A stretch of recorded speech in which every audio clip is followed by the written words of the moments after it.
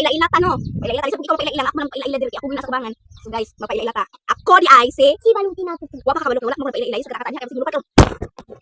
So, magpaila-ila ko no. Hindi na to haba. Ang magpaila-ila naman ko. No, ako di ay si nag-iisang Sarah ng Dumalyarn. Sarah Jane Du. Du digat. So, ako di ay si Sarah Jane Costanilla.